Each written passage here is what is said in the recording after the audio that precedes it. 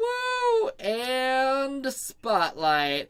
Hello, everybody. Welcome to tonight's episode of Laughing Into the Void. I'm your host, Tom, and co-hosting with me, as always, is the lovely Rosalind Paris. Hi. Ayo. Old Faithful. That's what we call that. It doesn't throw me off at all. You can watch our previous broadcasts on the District Comedy YouTube and Facebook channels, or listen to them on most podcast platforms.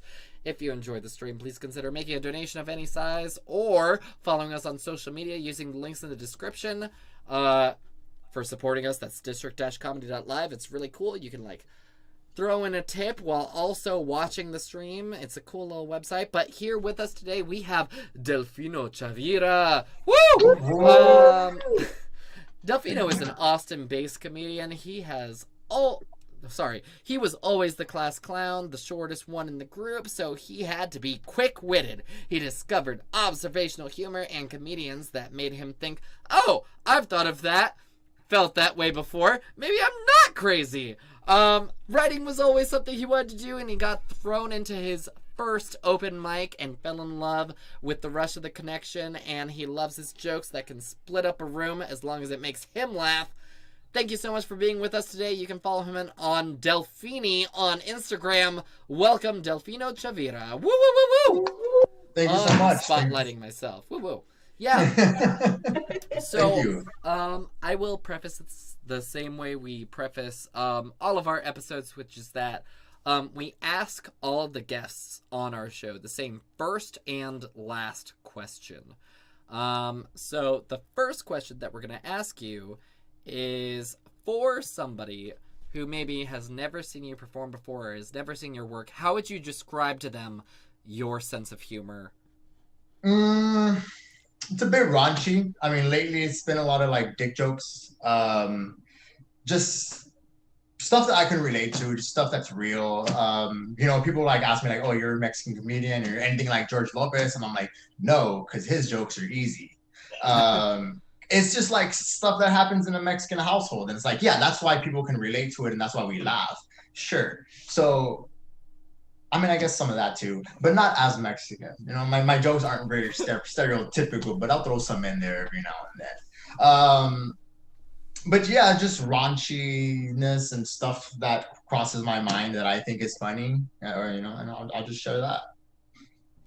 Well, okay, nice. Then I'll kind of dig in a little bit then, as far as dig in, ooh, like a real a reporter or something. Yeah. No, I want to hear more about your background. What was it like growing up? You mentioned in your bio, always being the short one, or maybe a little bit, there was a tone of always being the outcast. So do you feel that had a significant impact either to your current comedic style, if not why you got into comedy in the first place?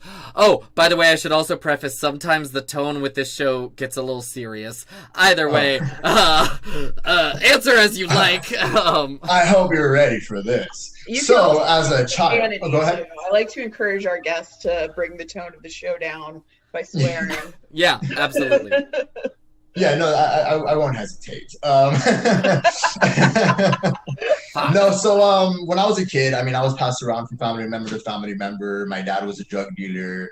There was a lot of dark days. So, I think it was my uncle that is now a crackhead, got me into comedy and cartoons and kind of feeling I felt kind of looking at the bright side of things. Because when I was a kid, I would hang out with him a lot. He'd take me to the comic book store, and then we'd go back to his place, and we'd hang out in his room, and he'd smoke a bunch of weed 5 feet away from me while I was a 7-year-old.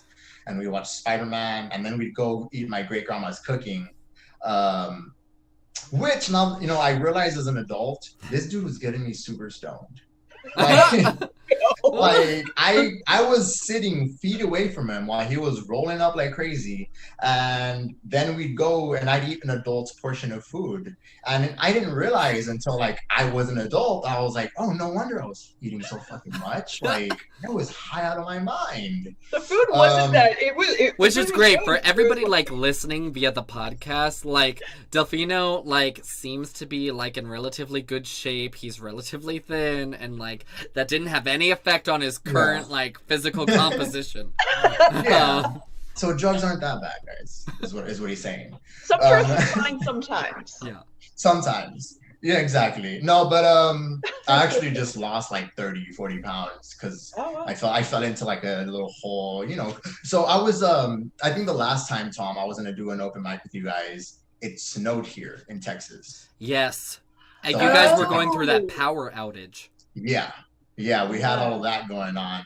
So I was like, I was like, I could find somewhere to go and, plug into my laptop, but then I'd have to walk in the snow and like, it was a huge thing. I was like, and I didn't know how to do it. Like, I'm from Texas. I don't know how to, like, it's the second time in my life I've seen snow. Never want to see it again. I don't even like cocaine. Agreed. Anymore. Like, like I watch how much sugar they put in my Kool-Aid now. Before it was just like, go for it. Like, no, I hate white powders now. I hate snow. I lost track of where I was with that. That's okay. Basically, you were talking about how, like, when you were growing up, you would, like, eat your grandma's cooking. You were, like, inadvertently getting high with your uncle, which honestly, I feel like is a really, actually, if you think about it, a positive story, like, because so many people underestimate, like,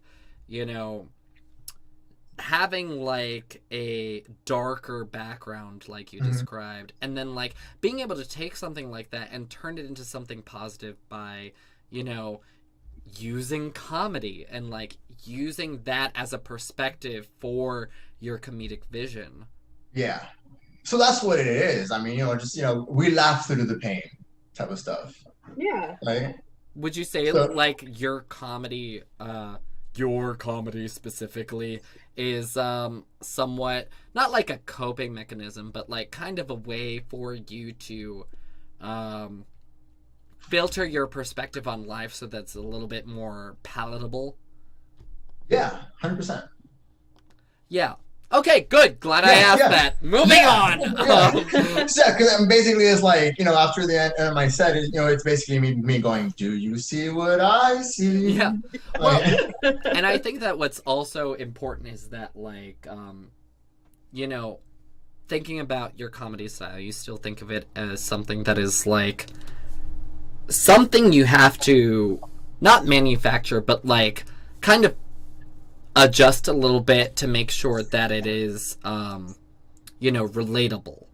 100%. So how do you feel, like, what is that process like as far as, like, taking these experiences, which are, like, kind of dark, but maybe, like, more common than we realize, to something that is, like, I guess, I don't want to use the word commercial, but that's basically, like, kind of the factor of, like, relatable and, like, something that, like, when I think of, like, your comedy, I think of something that, like, people can be watching, because we'll get into the streaming bit later, but, like, people can, like, tune in no matter, like, where you are in a segment and kind of get hooked. Yeah. So any thoughts behind the process for that? Oh, the process. Yeah. Wait, what was the question? Yeah. No, I compliment people on this show, and that's like the whole show. My process is, so I have an idea, and then it's like, okay, so this is funny to me. How do I make it funny to everybody else? How do I tell this story without making it a whole ass story? Because that's, because you do the whole bit. I write it out as I think it, and then it goes into trimming the fat. So then, for example, like I can't tell the same jokes here in Austin that I would back in my hometown. I'm from Mission, Texas. That's about 5.5 hours south. It's a little border town right next to Mexico. Like there was illegal immigrants running across my grandma's yard at 10 p.m. when I was out there smoking a joint or something, like when I was 16 years old. And it was crazy because they like run up to you, be like, oh my God, can you give me some water? Can you help us? And it's like, no, my cousin's a cop. I can get in trouble for just talking to you. There's bottles of water over there. Because my grandma was nice. She'd leave bottles of water out because she knew this would happen, which is crazy that it's so normal. Like this is people's normal life. Somewhere in this country, you know what I'm saying? And that goes for a lot of people. But yeah, so I can't tell the same jokes here in Austin that I do over there, or I can't tell the same jokes over there that I do here because I have to like, make it a little more like. So, anyways, bro, and then this vato came up to me, so you gotta adjust, read the room as it's for everywhere. That's for everywhere. It's like I'm not gonna do like I remember I did this Zoom open mic, and I had this bit about dating a girl with a bald head, and well, not dating her. It was having sex with her. And I was like, the joke was like, oh yeah, I'm into aggressive sex, this and that. And so I was, gonna hit her with the finisher. So I reached to pull her hair. I'm reaching to pull her hair and there's nothing there. And, so I didn't want to lose momentum. And in order to finish, or like, when I was in finish, I slapped her in the back of the head. So, couldn't do anything else. I did this joke in like a Zoom room with like 7 females, 2 dudes. And I was just like, could have left that one out. Yeah. Could have left that one out. But I was like, I didn't have any other jokes. I was ready for that. I was working on that one like for 3 days. Well, honestly, it's good because that's also something that, believe it or not, we haven't talked about as far as like an aspect of Zoom comedy and its influence on comedy is like kind of getting to do these shows to like a relatively like more diverse audience. It's like if you're doing a set to a room that ends up being like mostly full of women, you might like actually take a second and be like, oh wait, maybe this isn't like a joke that I should be saying to women, like kind of thing.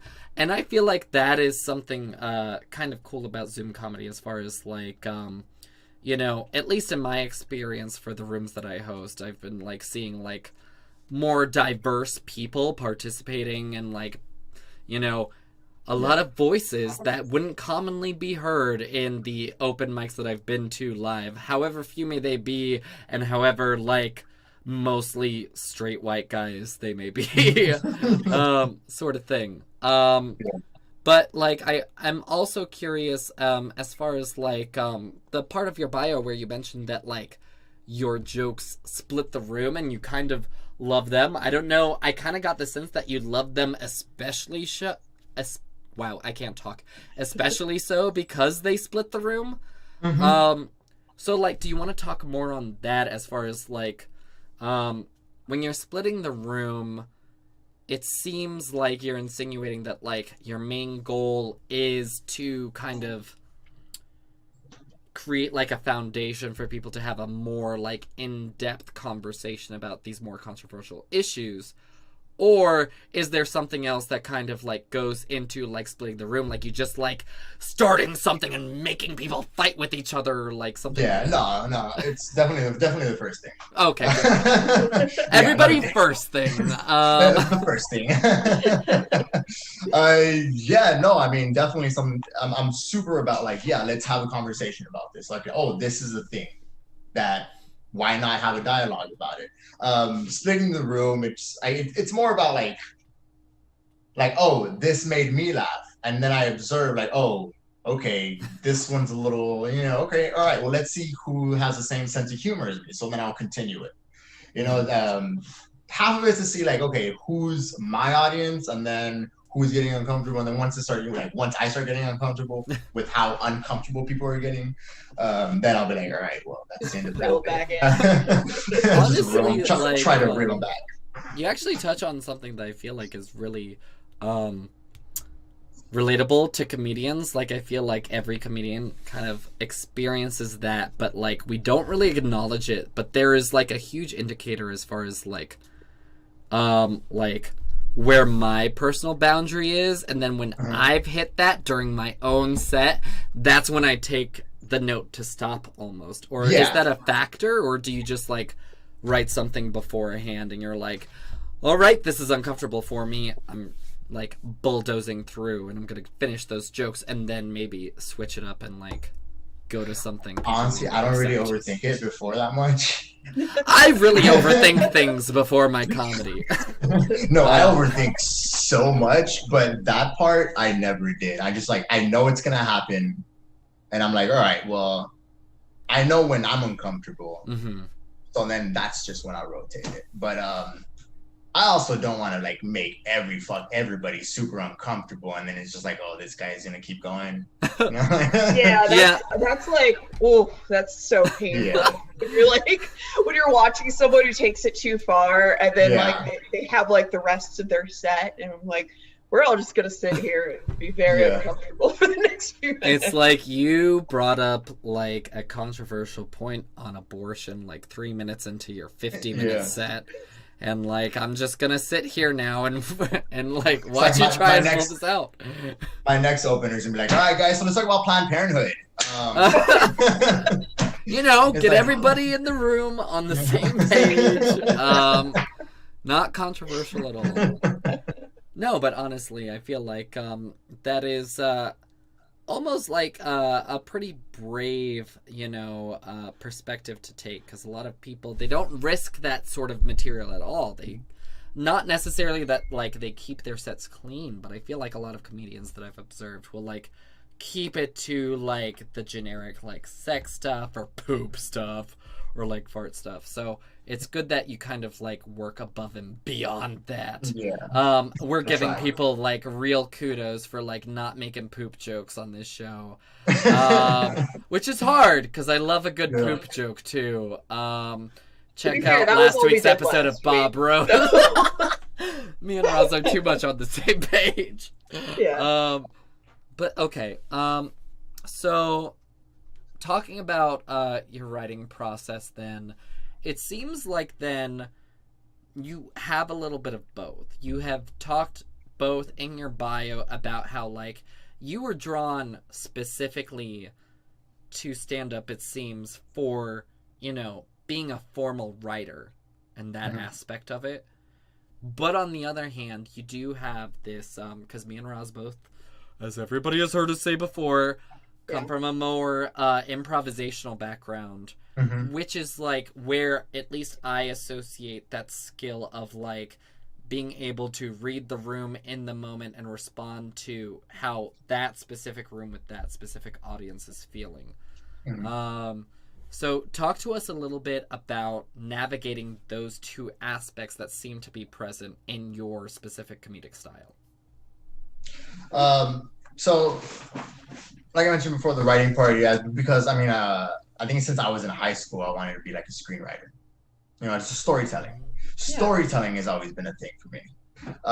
Even then, I'm still like, you know, trying to write screenplays every now and then, or stories here or there.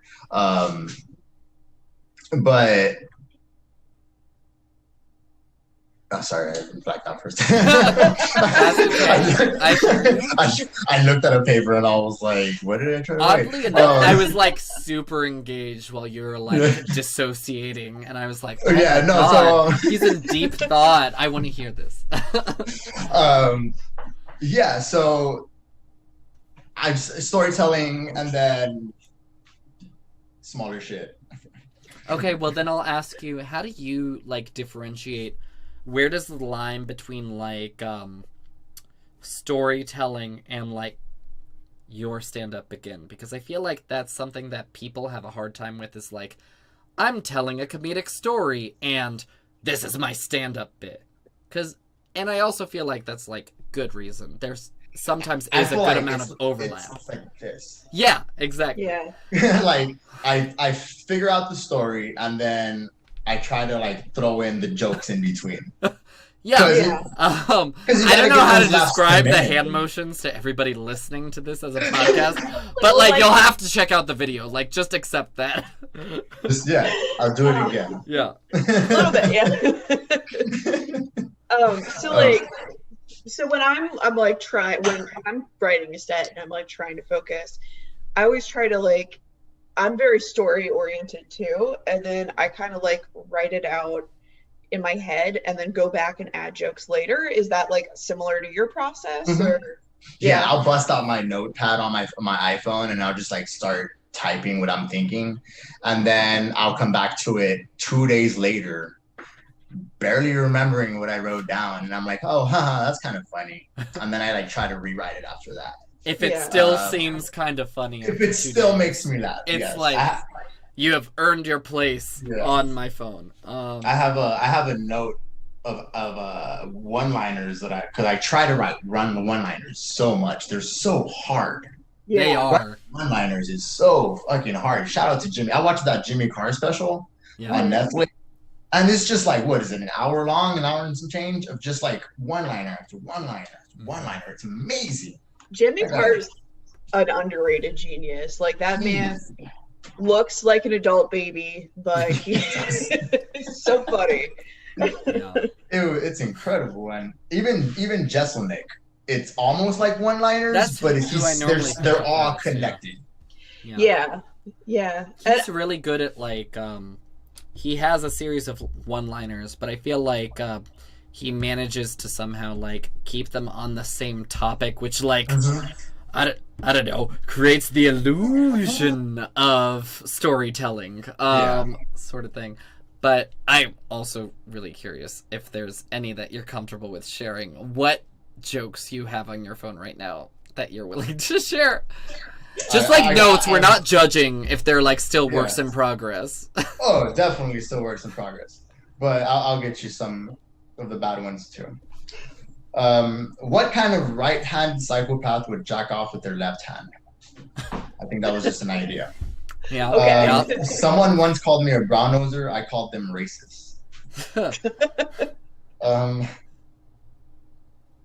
I would hate to be. Oh, this one's actually kind of good. I would hate to be a kid that lives in a nudist community because no matter what, you're always going to be eye level to someone's dick.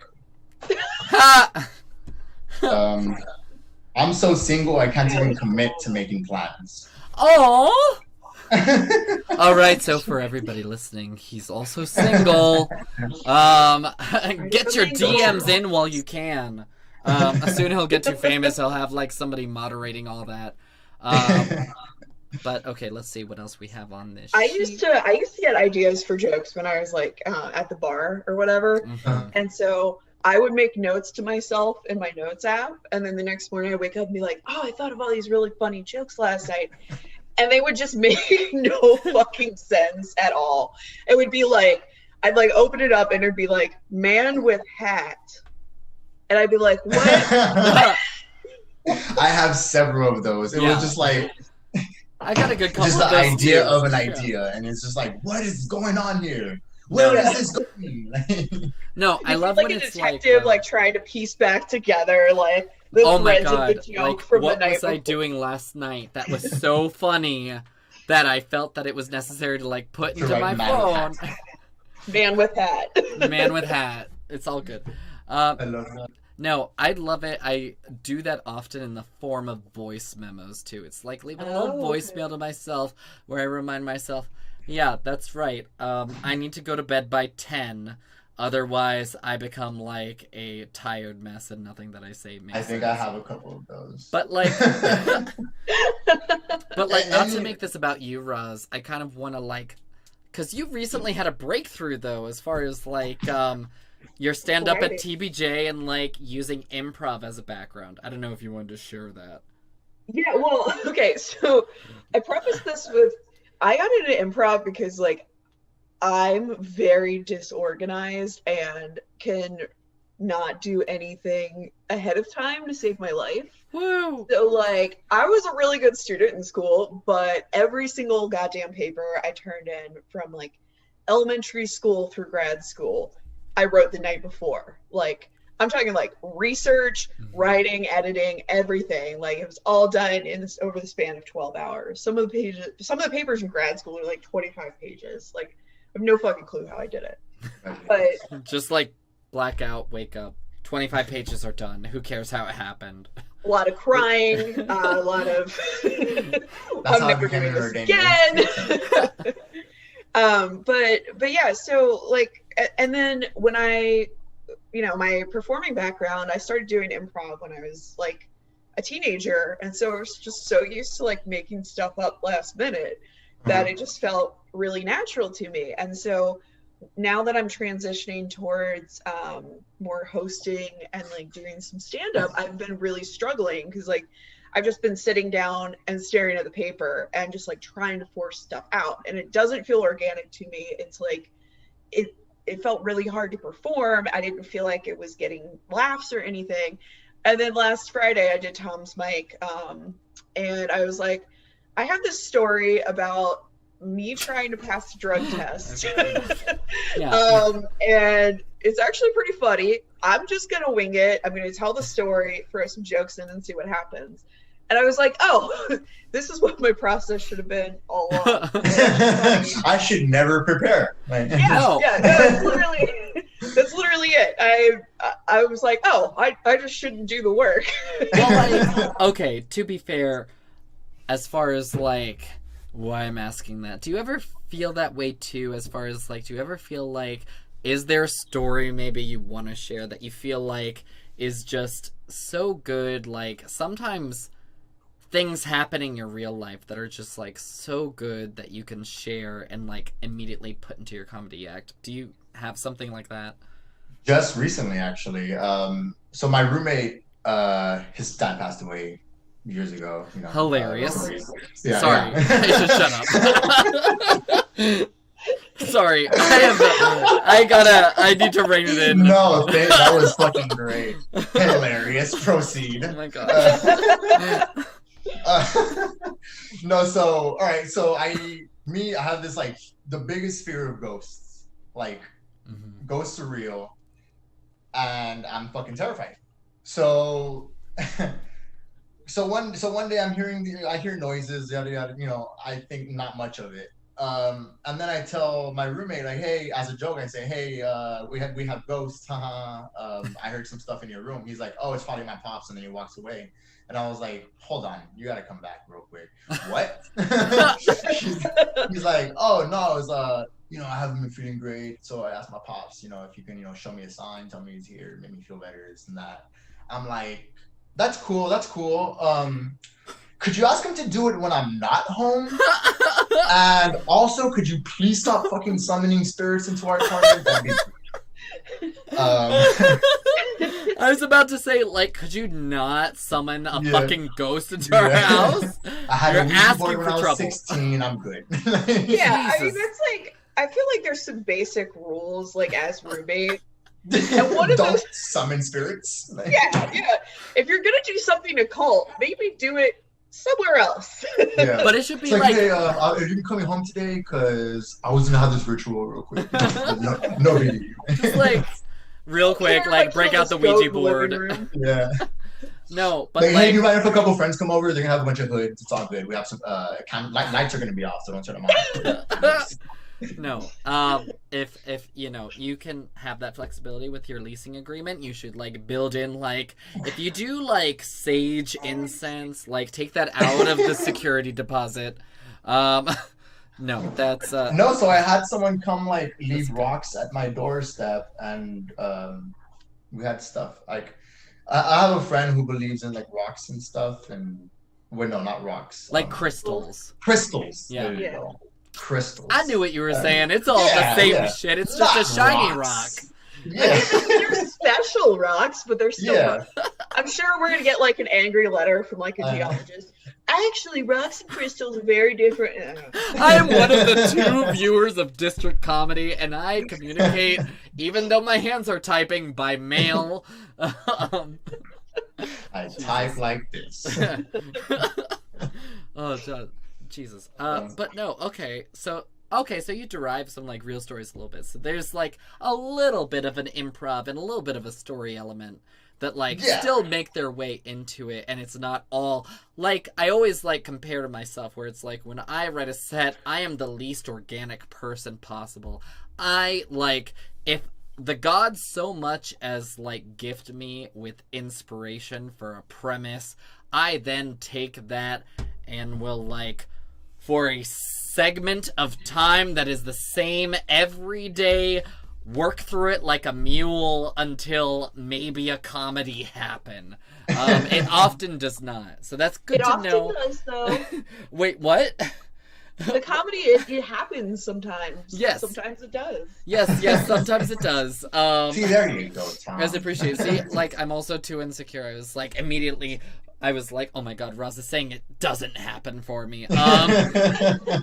Also, like, I find that, like, I need to somehow translate my self-deprecating skills, and, like, if I can transfer those over to somebody else, all of a sudden I'm a roaster.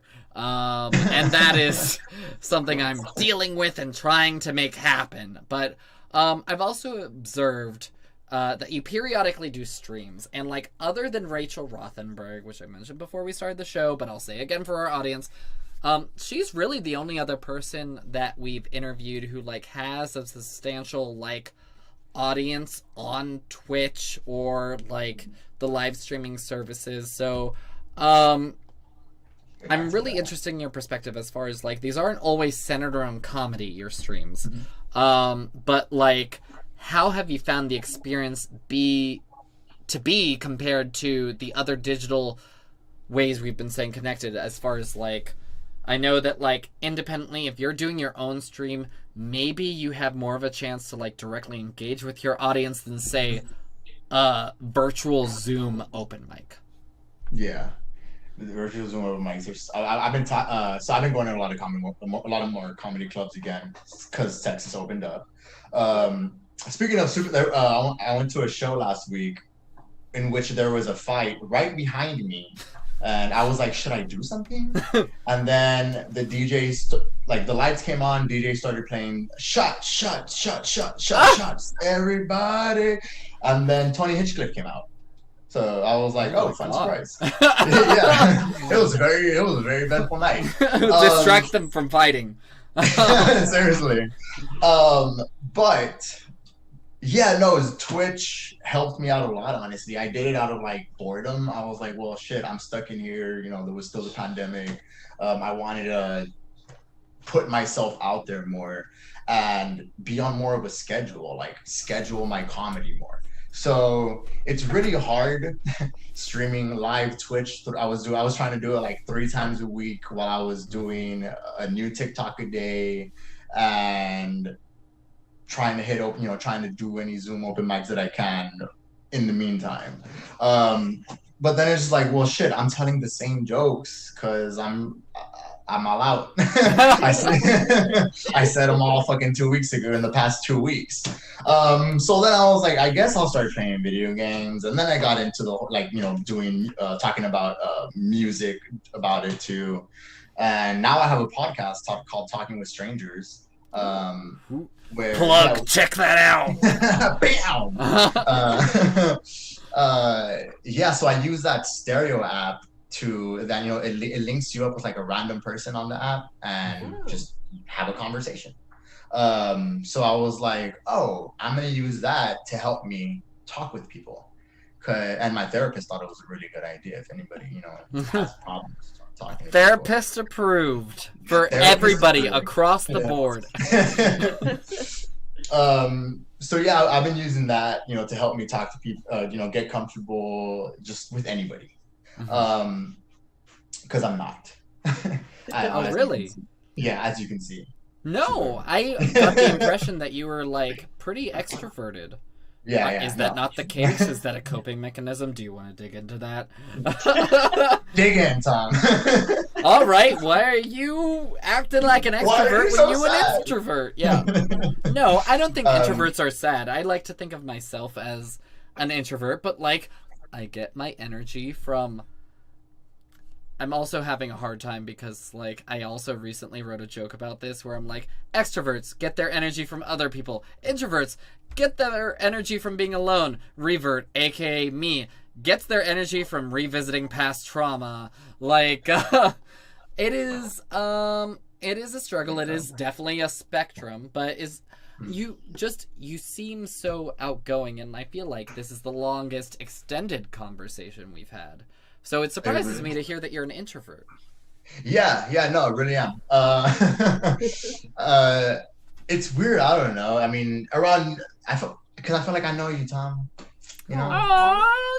Just another buddy of mine. You hear that, everybody? I'm relatable. Yeah. She has friends. Yeah. Even in the pandemic. Is there still a pandemic? Yeah. There unfortunately is. A lot of the people that I have to deal with at work don't believe that there is, but there is. Yeah, no, I was just with my mom, who is a Trump supporter. So Same. she I mean, I'm like, do you love me? What happened? Should I go back over there too, Mom? Is your mom Latin? I mean, her dad's from Mexico. Like, we're both Hispanic. Like, we're both from the same place. Yes. Like, okay, there's a lot to unpack there. But we're not that kind of podcast. Yeah. Okay. She's good. She's good people. She means well. She tries. I think. I hope. Jeez, I don't know sometimes. Well, I think. Yeah. No, so I'll let you go. Yeah, we sorry. Were just. It's okay. We went to the. Yeah, keep interrupting. Keep going. I'm gonna stop now, podcast. We went to the store, basically, is what I'm saying. And I was like, oh, I forgot my mask. And she's like, you don't need a mask. And I was like, what are you talking about? She's like, look. And then she just walks into the store. And I'm like, well, and I still didn't have my mask. So I'm over here like that. And I peek in the store. And this is like a little country town here in Texas, because I was driving her home. Yeah, nobody was wearing masks. So I was like, and then you know, it came to mind like, oh, I've been going to comedy shows. Travis Scott just had a show in Florida, allegedly. I've been going to comedy shows, and they've been filling out the house. Like Todd Glass was just here, full house. Joe Rogan and Tony Hinchcliffe are doing a show tonight, sold out, full house. And it's just like, what happened? Like, like once everybody got the shot, is it cool? Like, are we like maskless? That's what that sound was, in case people weren't watching. I totally got it. I thought the sound effect was great. Yeah, thank you. And I do feel like that's been a lot of like the attitude, at least that I've been seeing recently, is that people think that like, because the people that I know in my circle and I myself personally have gotten the shot, that means the rules don't apply to me, which unfortunately is not the case.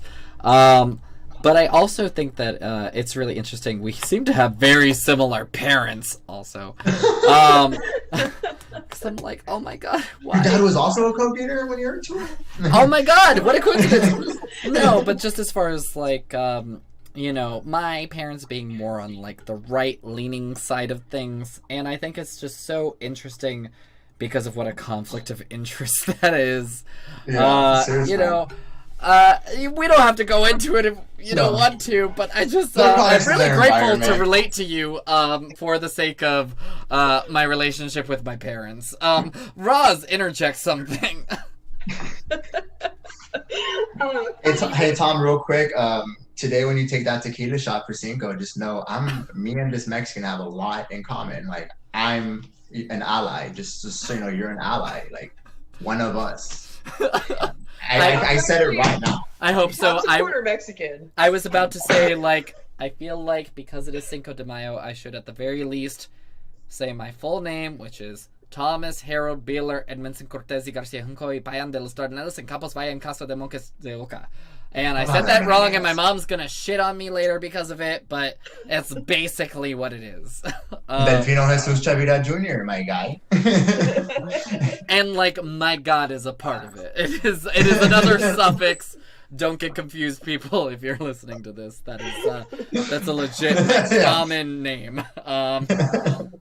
But okay, we'll shift gears a little bit. Although... you asked me to say something. Yeah. Come on, Roz. I'm sorry. Go for I it. interrupted. I'm so sorry. Punch me in the face. No, actually, Tom, I didn't know your full name, and it was beautiful. And sounded like a warm breeze going through whatever trees they have. Sorry. I gotta turn up the gain on my mic for that, probably. Anyway, so I was just going to say, like, about the pandemic, I think it's really interesting because it's super different here in Baltimore. So here comes Tom. Every single day, every single time we do this show, I talk about my partner owns a bar. Yay! Sidebar! It's like a tiny, like, 80-person, 90-person capacity club. From what we've told Desiree, it is not, like, not even remotely disability accessible. Yeah. historic, probably haunted. Sorry, Delfino. Was in House of Cards and The Wire. Oh, cool. Yeah. But yeah, he hasn't been open since the pandemic started. I think the last show we had was Friday the 13th, last March. The drag queens were the last ones to cancel on us, so they still had a show. Mm-hmm. And you know, we've been having like we had a conversation today. It's just like, what's the right thing to do? Like, it feels weird to ask people for their vaccination cards at the door, you know, but then at the same time, if someone's like not vaccinated and they're choosing to take the risk, like it's their choice. Like it's just a very strange thing. And I think Maryland being like a more Democrat heavy state, like I think, you know, it's going to probably be a very different environment from Texas, but like it's definitely something a lot of people, our friend also owns a bar and performance venue, and she's also just kind of like, what do I do? What's safe? Like, yeah. I would imagine. That's crazy. Yeah, no, when we opened up our restaurant, they called me to go back to work, and everyone was like, it was still like everyone was like putting on gloves. I was wearing 2 gloves at a time because I didn't like, you know, having to wash my hands in between gloves, so I'll just like double glove it and switch gloves. And now we don't wear gloves. I still wash my hands as much, but I'm not as we don't wear gloves like that no more. It's like, you know, people like are forgetting that, hey, remember when all like bunch of people died? Like a lot. Like a lot. Like, last year it just happened last year. It's so fucking crazy that it was just last year. Like, I mean, this year has been so eventful. Yeah, well, I mean, people are still dying. I had a friend die back in February from COVID. Like, it's a real thing. There was also, side note, it was the first time I've ever been to a funeral on Zoom, and there was a fight off camera. Wait. So there was a fight, like, at her funeral. Like, oh shit! I'm sorry for laughing, but it's kind of funny. It's kind of funny. I was like watching it, crying and laughing at the same time. And are you kidding me, people? You can't like. How many people were in attendance at the funeral? Yeah. She was literally like, you know, my friend was literally lying there in her coffin, and some guy started screaming at another guy. Then they went off camera, and I guess they. Like every young man in the room just hopped up and like booked it out there, and you just heard all this yelling, and I was like, are you fucking kidding? Like, it's like, turn the laptop and see what's going on. It was also like, I was like, I feel like the funeral home kind of failed me a little bit there, because they could have just like moved the window. Like, you can hear it, but we're not gonna let you watch. Well, like, you want to know what's going on, but it's also kind of that conflict of like, it's either, I feel like it's not that it's easier, but like it's a different set of challenges on the East Coast and the more like industrialized areas like Baltimore. I'm in Alexandria, which is like very close to DC, where it's like the decision really is like, you're gonna die by COVID or you are going to die by not going to work and being able to pay your bills, is the choice that people are making. Just, you know, to like bring it to a lighter note. But it seems like, at least in Texas, they are getting more comfortable with like live performance, and that is bringing back opportunities to comedians, which is like a conflict, because like I'm about opportunities for comedians, but also like I want people to be safe. Yeah.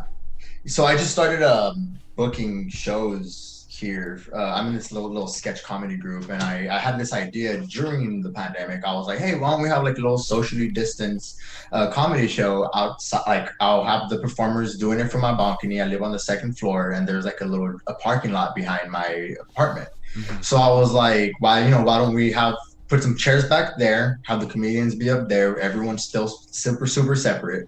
And then the apartment complex was like, why don't we do it by the pool? We're opening the pool up. And I was like, well, that's a good opportunity. I'm not going to say no to that.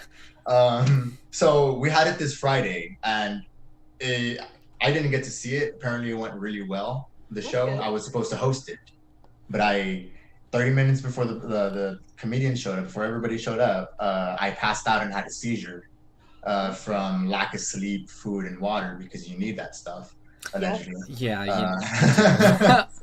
Yeah. So I passed out, had a seizure, and they were like, "Hey, you need to go to the hospital." I was like, "But the show's about to start," and they're like, "No, you need to go in the hospital."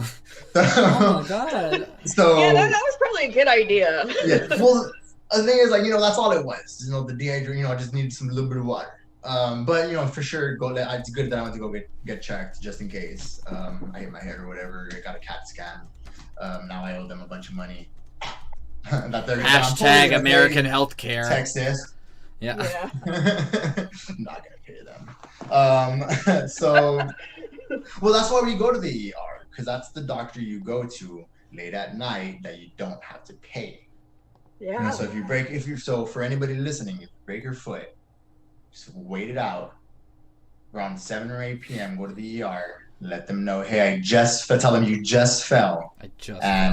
And I think something's wrong with my foot. So then, then they'll take care of you. They have to. It's the law. Uber, no ambulance. Uber. Yeah, Uber. Oh my God. They called an ambulance and I had to go in it. I was so mad. I was like, this is like $2,000 probably. That's all I was thinking. The whole time I was just mad about the money. I didn't even care about my health. I wasn't thinking much about the show. Have you been hydrating more? I'm now genuinely just concerned about your health. Yeah, totally. Like I keep them on deck. Okay, good. Yeah. He's got a water bottle. He's fine. Yeah. I'll go one you a Gatorade if you need one. Like, fine. Yeah, no, I'm taking more care of myself since Friday. But no, I mean, even then, there was still a 45 people show out. And I think they only had like 2 tents out, 2 10 by 10 tents out, and then like a little stage area. So how everybody fit, I'm not sure. I'll have to wait for the footage, because there is. Which makes me so mad, because like I keep getting these messages, these emails, like, oh, the show, it was such a fun show. It was such a great show. It's like, well, did you record it? Can you send me a clip? No, and that's the thing. People were sending me like Snapchats while I was in the hospital, and I'm like, that looks like a lot of fun. I was like, I wish I could be in there.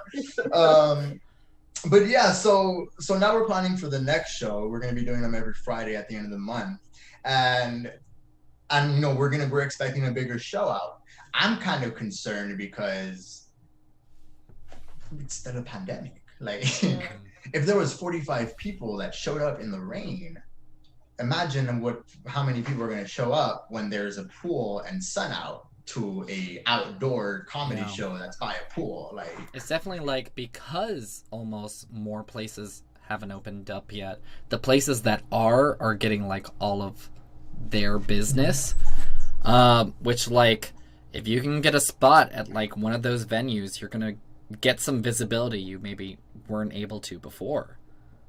Yeah, and lucky me, I think that's what helped me out a lot, honestly. Like, I started reaching out to comedians like 2 weeks ago, like, hey, I got a couple shows to book.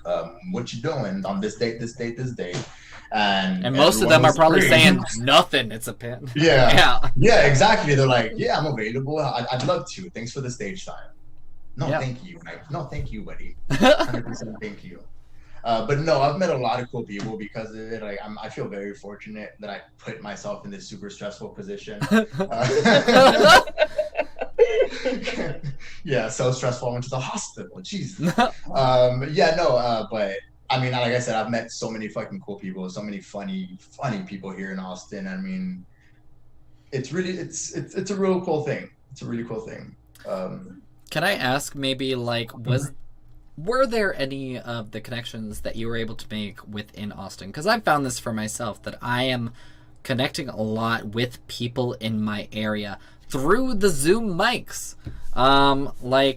There's a few Baltimore comedians that I just met that, like, I probably wouldn't have met otherwise. But do you feel like it's at least been like a benefit as far as like networking maybe with other Austin comics? Not through Zoom. Not through Zoom. Not through Zoom. Yeah. Fuck Zoom. Fuck Zoom. No. No. It's other than TB and J. Like, many of them did Zoom. To be honest, like so this Sunday I had another show at this small production studio, It was live streamed. It was live streamed to YouTube and Instagram, and I was thinking that the guy that runs the little production company was gonna try to get people in the door, but he didn't make much of an effort. But like this next month, I have bigger comics booked, so we got a venue for it, all this fun stuff. That's cool.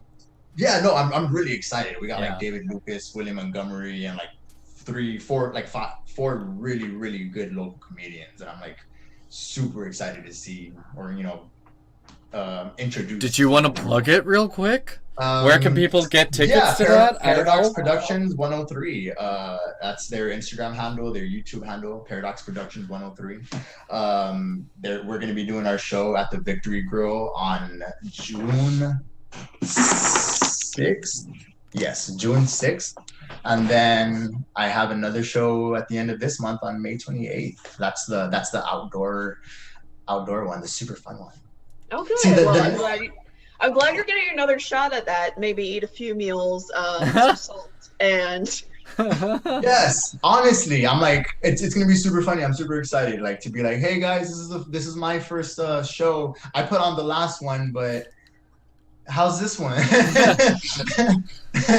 Now I've been and then watch that one fluids. Turn out not so good. Like the first one was way better. It's like, okay, so I'm gonna stop going to these. Awesome. You're welcome.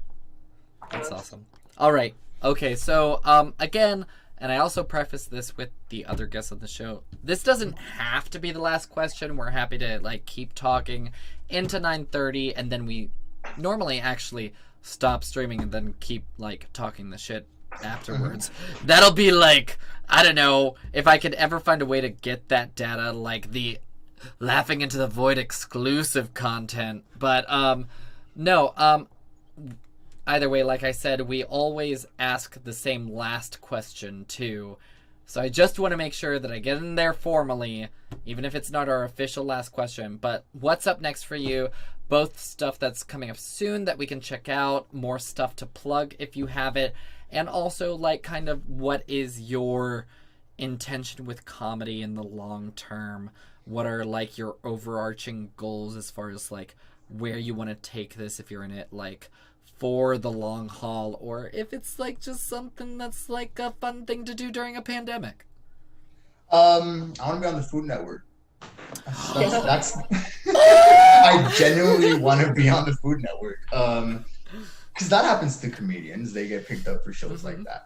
But no, it's more storytelling. I want to connect with people the way like I connected with comedians when I was little, like some George Carlin, like what I would watch his specials and be like, you see, I'm not an asshole.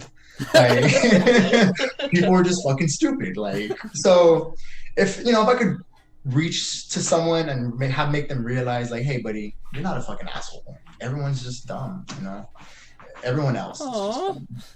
That's actually a great fucking mission statement for your comedy. Yeah, you're not a piece of shit. Everybody else sucks. That's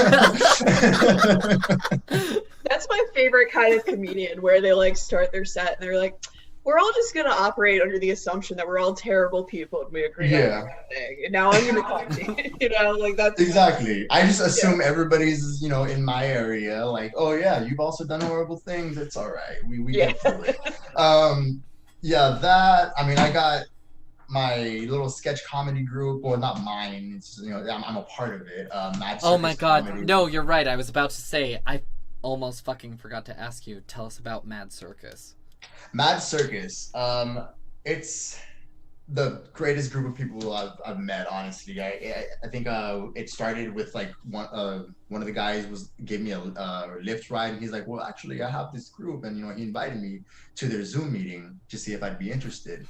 And it's writers, comedians, actresses, or people that want to do something in this field. And it was just every Monday meeting, and where we'd like brainstorm, and then we'd put out a little 1-minute video or something. Or if someone had an idea, if someone had something, like, hey, shoot it to us, we'll edit it, we'll put it on the Mad Circus page. And now we're doing live comedy shows. Wow, so that's so cool. Yeah, it's really exciting how it's grown and how well everybody works together. Because if it wasn't for everybody else, that Friday show wouldn't have happened. We had everything going against us. It was raining like crazy. The DJ canceled.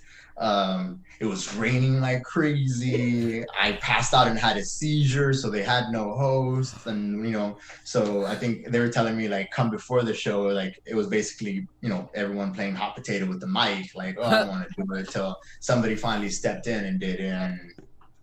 And it was awesome, and it was great. And everyone was like, "Hey, dude, if you can plan an event and it go, and not be there while it's happening, and everything goes fucking smoothly, it's a successful event." You did Honestly, that's great management skills. And you gotta delegate. Is a really decent audience too. I mean, for early on in local comedy, I think that's a pretty decent sized audience. Yeah, exactly. And in the rain, that's what blew me away. I was like, "Oh, there's gonna be 10 people there." I'm like, no. And I showed up right as the show ended. I with my hospital gown. I was like, "I'm here, guys." Yeah, it was kind of like the end of a movie where someone just shows up in the pouring rain in the hospital gown. Pass out, tubes everywhere. Yeah. Guys, did it go well? It's there's a girl there. He's gonna profess his love to her. Yeah. I just wanted to have a good show. No, but honestly, so like I said, they were saying, "Hey, you did a great job," and I'm like, "Okay, cool, thanks." But honestly, it would have never happened if it wasn't for these other guys pushing, making sure it happens. And I think for the next show, we're gonna have Via 313, which is a very good local pizza place. And that makes this on. Hey, look at Cat. Yeah, he's great. This is the best part. Yeah. Best pizza place ever. By the way, I had it for the first time 2 weeks ago. Amazing. For the first time, I eat pizza 3 times a week. He is genuinely behind the sponsors for his shows. Yeah, they haven't even sponsored us yet. I don't care. Well, they fucking should. If they're listening now, they should sponsor. They just got free advertising. Or I'll stop talking about how it's the best pizza I've ever had. God, and how it's just so delicious. I'm salivating now. Oh, it's so good. Anyways. But overall, it seems like you're pretty much in comedy for the long-ish haul. Mad Circus has some stuff in the works. You got some of your own stuff in the works. So that's pretty fucking cool. So I'm trying. Oh my god, aren't we all? But I'm just gonna take a real quick second, although again, we're probably gonna keep talking afterwards. I'm gonna spotlight myself, take us out real quick. That's all the time we have for today. I wanna thank you, Delfino, for being such a great guest and for hanging out with us. And you can find him on Instagram at Delfini. Thank you, Roz, for being a great co-host as always. And a big thank you to our audience, if you're out there, Schrodinger's audience, for watching the program. If you enjoyed the stream, please consider making a donation or following us on social media. You can find the links to do either of those things in the episode description. And tune in next week as we interview comedian Nick Dees, Virginia local. Oh my god. Either way, thanks again for watching us and have a good night. Bye.